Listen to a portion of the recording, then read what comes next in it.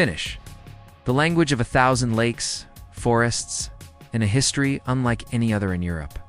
But here's the twist. Finnish isn't related to English, French, German, or even Russian. Its roots are ancient, mysterious, and stretch thousands of years back to a land far from Finland itself. Today, we re-diving deep into the origin and emergence of the Finnish language, from its ancient homeland to the modern words we hear today. Finnish belongs to the Uralic language family, not the Indo-European ones spoken by most of Europe.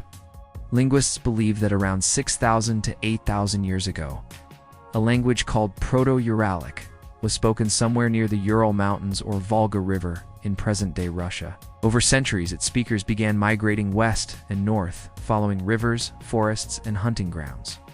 By around 2,000 to 3,000 years ago, the ancestors of modern Finns had reached the shores of the Baltic Sea.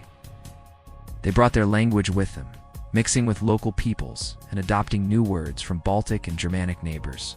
Words like Kuninga's king and Risti cross entered Finnish, but the structure, grammar, and spirit of the language stayed firmly Uralic.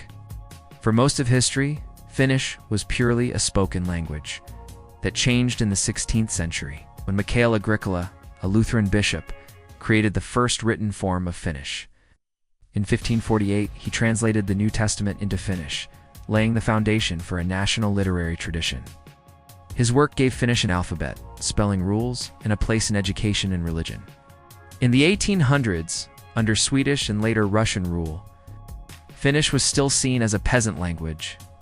But during the National Awakening, scholars, poets, and activists fought to give it equal status. Epic works like the Kalevala, a collection of Finnish folklore and poetry, inspired pride in the language and culture. By the late 19th century, Finnish had emerged as a symbol of identity and a rallying cry for independence. Despite centuries of change, Finnish has preserved ancient features lost in many languages. It's agglutinative, meaning you stack endings onto words. It also has vowel harmony, where vowels in a word match each other in sound. These traits make Finnish challenging for learners, but also incredibly beautiful and logical. From the Ural Mountains to the streets of Helsinki, Finnish has traveled a long way. It's more than just a language. It is a living link to one of Europe's most ancient voices. So next time you hear it, remember, you're listening to thousands of years of history in every word. Thank you for watching.